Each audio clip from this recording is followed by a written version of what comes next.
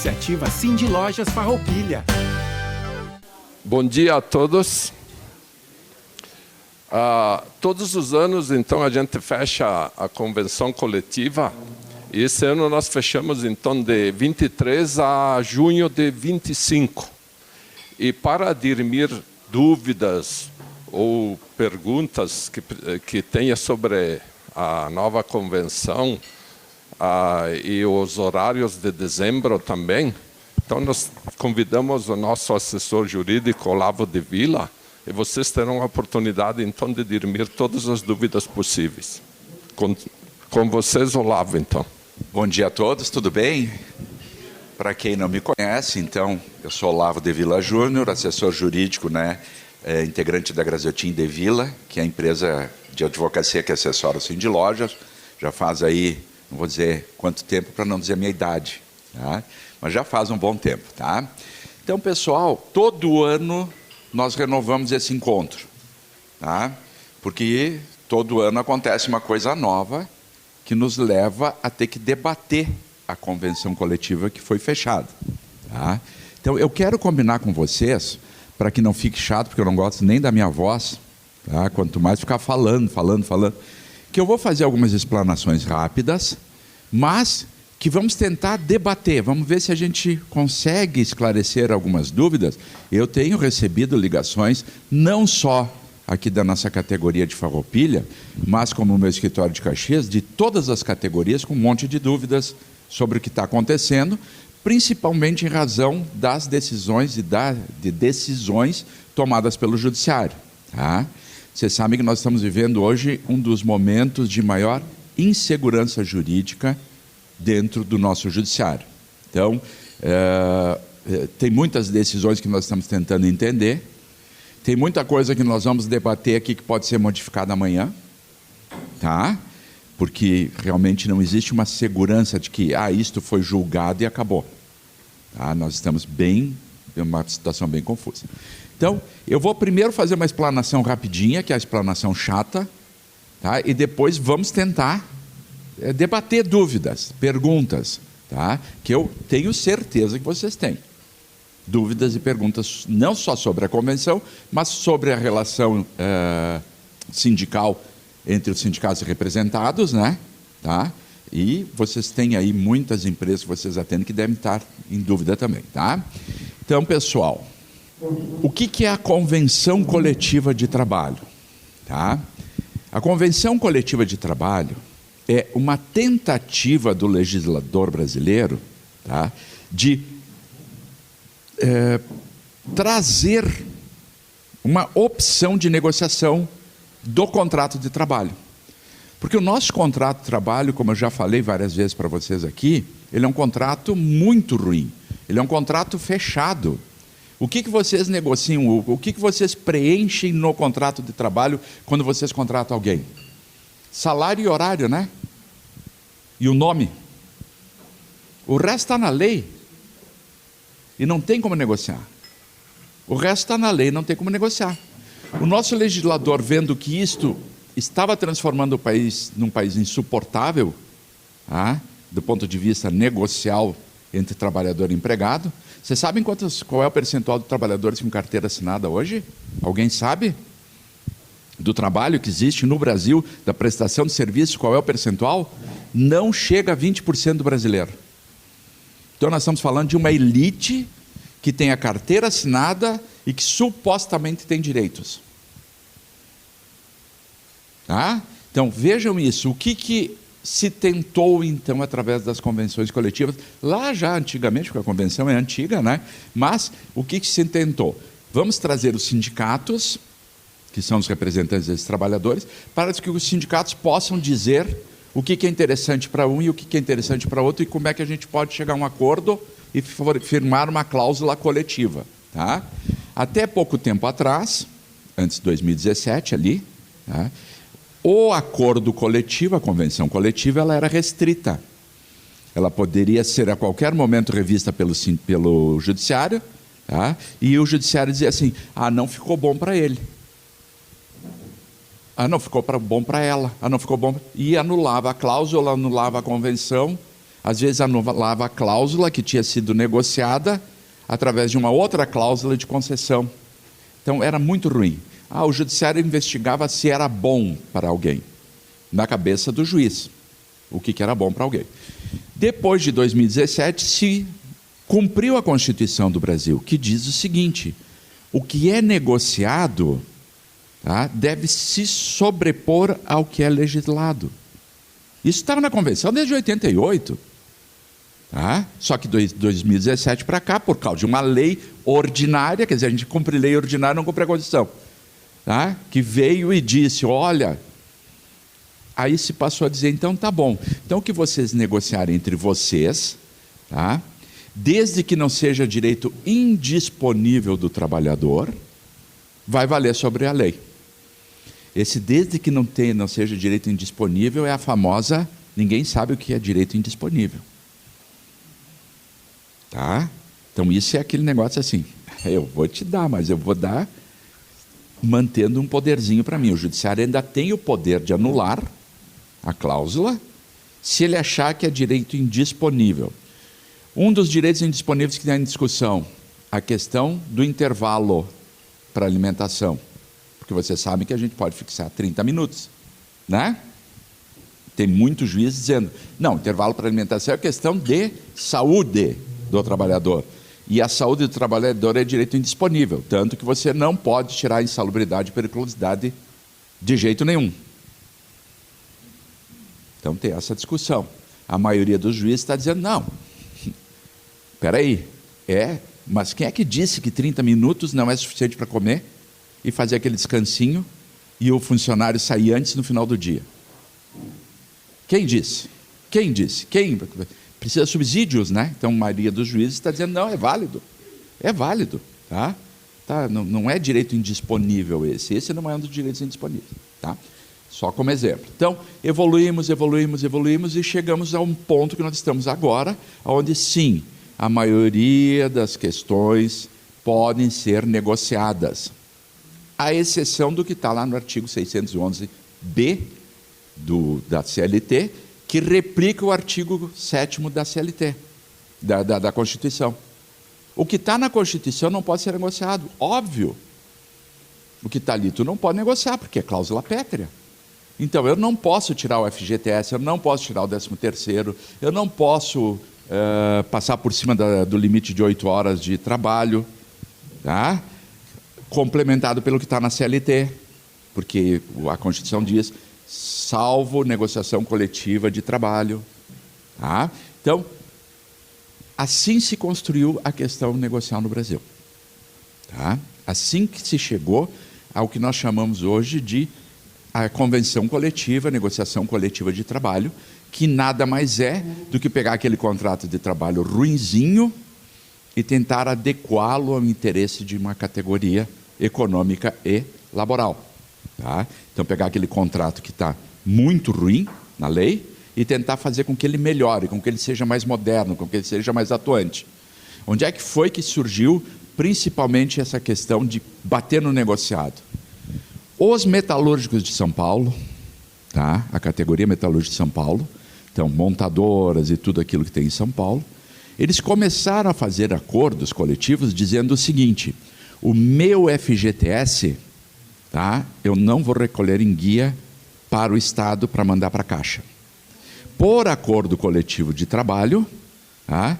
As empresas recolherão o FGTS para o banco tal, ou para os bancos tais, aplicando-o em poupança, ou em renda fixa, ou em títulos, aonde ele vai render mais do que os 3% ao ano que rende lá na Caixa. O que a gente tem que entender que é uma convenção coletiva? Eu digo sempre que a convenção coletiva é um casamento. Tá? Ou seja, as duas partes têm que estar primeiro dispostos a fazer. Se uma parte não quer, a outra não pode obrigar. Vocês escutam sempre dizer, começou o dissídio. Não, o dissídio é briga. Começou a negociação. Tá? Aí a convenção vai e negocia. O Bono é um cara muito ruim de negociação, porque ele é muito duro. Não é, Bono? E aí vai negociando, não se chegou a um acordo. Não tem acordo. Tá? Daí o Sindicato dos Empregados vai botar na justiça. Pode colocar. Mas vai para o tribunal. Sim, vai lá no TRT. O que o nosso TRT vai fazer? Sim, ele vai dizer, dá o IPCA. Aí a gente recorre para o TST, e o TST vai dizer, onde é que está a autorização do sindicato patronal para que o sindicato laboral ingresse em juízo? Não tem autorização, então extingue o processo. Isso pode demorar um tempo? Pode gerar uma confusão? Pode. Tem que se cumprir o que o Tribunal do Trabalho mandou fazer? Tem. Tá? Mas o processo legal é esse.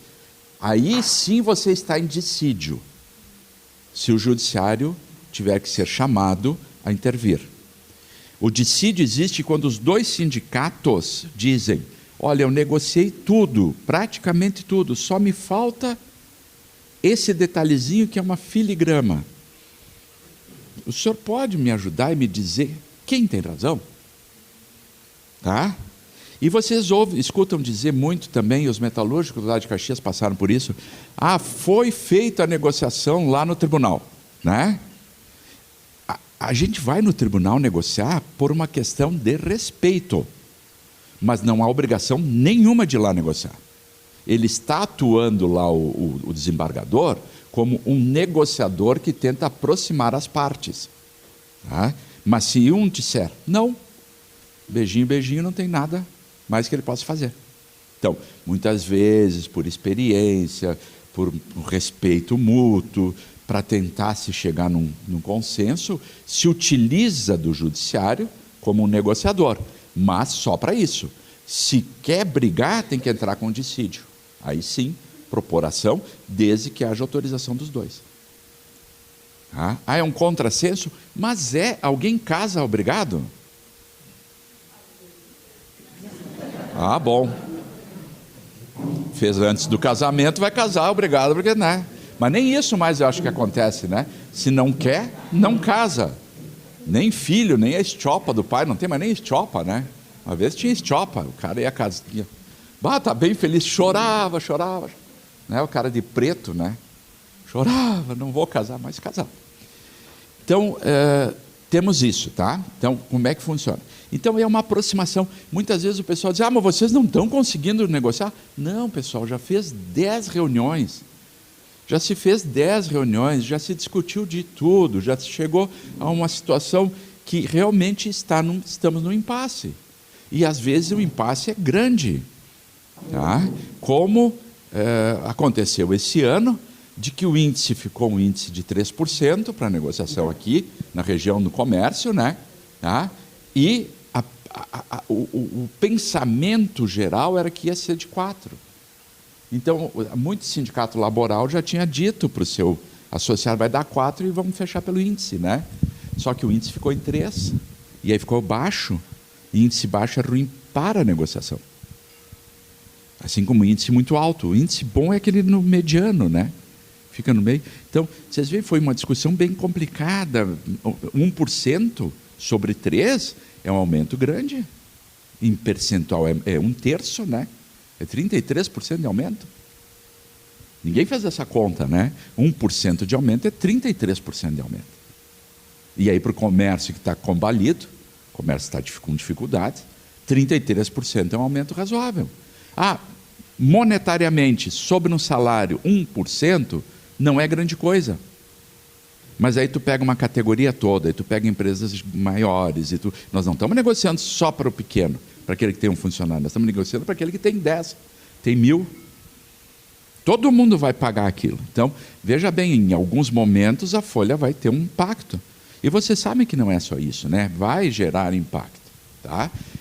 O sistema de indexação do salário no Brasil também é perverso. Tá? Mas Olavo, mas é que a economia não está acompanhando. Então, o que acontece? O contrato de trabalho pelo sistema de indexação brasileiro ele é para durar 5 anos no máximo. Depois tem que demitir porque ficou muito caro o funcionário. Porque tu olha pela janela e tu diz que tem 10 que trabalham pelo salário menor. Então, esse sistema de indexação, ele é perverso. Mas é o que nós temos, tá? Então, se chega a um acordo, se chega a um casamento de duas partes antagônicas, para quê? Para tentar modernizar o contrato de trabalho e pacificar essa relação empregado-empregador, que pela cultura do Brasil ela é considerada litigiosa. Tá? Então, no Brasil se considera que a relação patrão-empregado é uma relação litigiosa e não de comunhão. Ah, você está me explorando, eu te pago demais. Tá? Nós devíamos abandonar isso para dizer, nós dois em conjunto, porque eu tenho o capital e você tem a mão de obra, vamos tentar construir alguma coisa, tá, que seja boa para todo mundo. Que vai trazer celulares para a população, que vai trazer carros, né, que vai trazer roupas, que vai fornecer alimentação farta lá no mercado. É assim que a relação de trabalho, o empregado deveria entender que ele está dentro da relação lá com o seu empregador, como um partícipe, como uma pessoa que está criando, uma pessoa que faz parte daquilo que o seu empregador não tem. Ou seja, a mão de obra, ou seja, a possibilidade criativa. Né? Então, é isso que o empregado tem que entender. E se ele entendesse isso, claro que o seu empregador, e eu vejo isso nas nossas reuniões de diretoria, o empregador teria interesse em pagar mais e sempre pagar melhor. Ninguém quer aqui pagar mal. Tá? Tanto que existem dentro do comércio, não aqui no nosso comércio, que é um salário mais básico, eu digo assim, não tem um salário diferenciado, mas no varejo de alimentos, se vocês forem olhar o salário dos açougueiros, é grande o salário dos açougueiros. Por quê? Porque é uma mão de obra escassa e é uma mão de obra especializadíssima. Um açougueiro errou um corte na carne, é um prejuízo grande para o mercado. Entendeu? Então tem tudo isso que, se a gente entendesse que eu estou dentro da empresa, eu me coloquei dentro da empresa não porque eu só preciso de emprego, mas porque eu quero que aquela empresa vá bem e que se ela indo bem, eu como funcionário, eu vou me destacar também. Então é isso.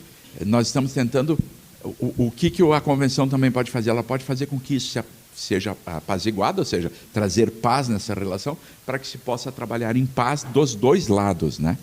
Fazer com que isto ande. Tá? Então, aí se utiliza toda uma série de formas de negociação. Nós temos cláusulas sociais, são aquelas cláusulas que prevêem auxílio creche, aposentadoria, proteção ao aposentado, né? O auxílio alimentação, vale transporte, auxílio rancho. Essas são chamadas cláusulas sociais, apesar de ter um fundo econômico também. Tá? Ter que anotar a carteira de trabalho pela função que foi contratado, né? Ter que informar por que está sendo demitido por justa causa, cláusulas sociais. E temos as cláusulas econômicas, então, que são aquelas diretamente envolvidas na questão salarial. Tá? Então, aumento de salário, salário base, né? Salário diferenciado para ele, salário do comissionado, essas são as cláusulas sociais. E isso tem que ser casado. Tá? O que se dá de cláusula econômica, as cláusulas sociais, banco de horas, também é cláusula social. Tá? Então, como é que se casa isso, que o empregador vai receber alguma coisa para dar outra em troca? Quase sempre, dentro da mesma negociação, é assim. Eu quero isto hoje. O sindicato patronal traz uma reivindicação X. O sindicato laboral vai dizer, tá aí, o que eu ganho em troca? Mais no aumento, ou vamos alterar alguma cláusula social, vamos incluir uma cláusula social, porque a reivindicação laboral vem para nós com 40 pedidos, né, Paulo? 60 pedidos. E a nossa contranotificação é de 23. Tá? Então vejam, ainda tem coisa para ajustar, né?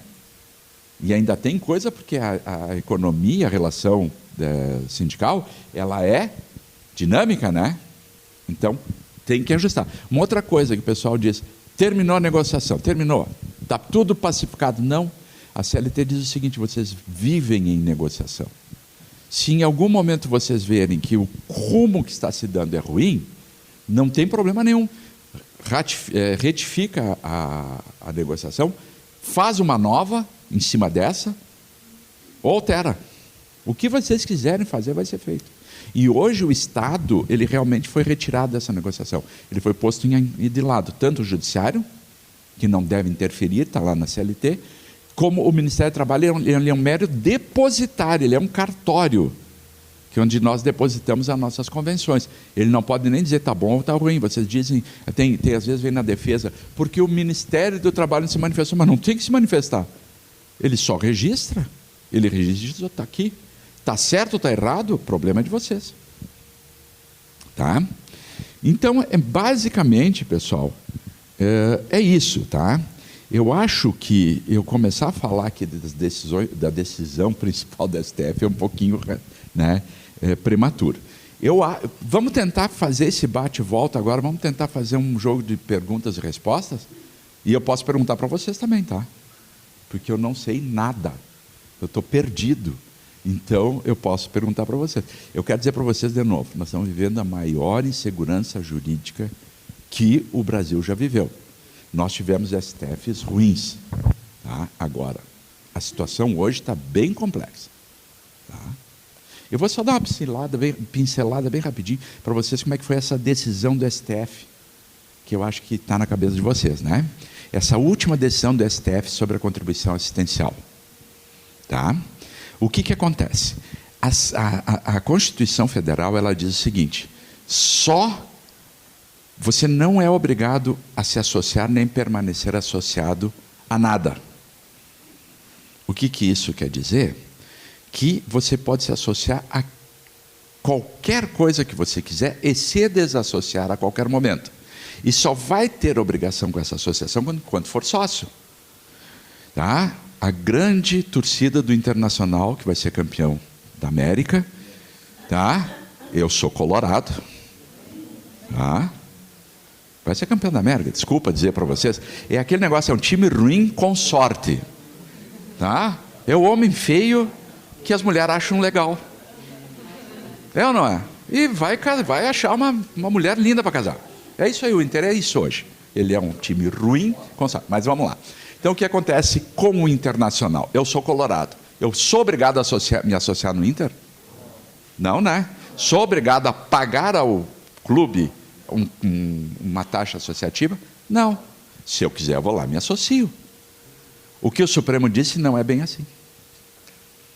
Só que ele vinha dizendo ao contrário até ontem. Ele dizia textualmente: se você não é associado ao sindicato, você não paga contribuição nenhuma. Inclusive, neste julgamento, já tinha a maioria firmada.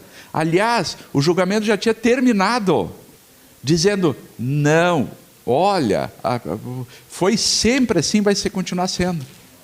Só que em 2017, a lei alterou o regime, e a lei tirou o famoso imposto sindical. E ela disse: olha, paciência, você quer manter seu sindicato? Mantenha. Se você não quer manter, não mantenha. É uma questão associativa, a lei disse isso. O que o Supremo fez? Embargos de declaração. Sabe o que são os embargos de declaração? Seria um recurso só para esclarecer a decisão. Só para dizer: eu não entendi isso aqui, o senhor pode me dizer como é que é isso aqui? Mas não modificariam a decisão. Em embargos declaratórios, eles modificaram todos os votos anteriores e decidiram o que está aí hoje. Então, isso é uma insegurança, porque amanhã eles podem fazer uns embargos declaratórios de novo e modificar tudo de novo. Quem é que disse que não? E tu não tem para onde recorrer, né? O Supremo é a última instância dentro do Brasil. Tu não tem para quem recorrer do Supremo. E é como o pessoal diz: foi a turma do Supremo que julgou, vou recorrer para o pleno. Aqueles mesmos que julgaram ali, os 5, vão ir lá e vão dar 5 votos. Aí só falta 1 para a maioria. É recorrer para... né? Não tem explicação. Não, agora vem as perguntas. Agora vem as perguntas.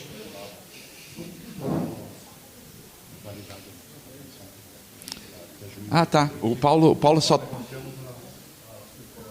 o Paulo tá me pedindo para alertar vocês que a nossa convenção ela é válida por 2 anos, porque as convenções podem ser feitas por 1 ou por 2 anos no máximo, tá? Por que isso? Para não se fazer uma convenção de 20 anos que vai vincular gente que nem negociou, né? Então, 1 ou 2 anos. Nós fechamos por 2 anos. Então, a princípio, no ano que vem, nós só vamos sentar para discutir valor, que é a parte econômica. Os feriados e dezembro, tá, do ano que vem também estão inclusos nessa nossa convenção. Tá?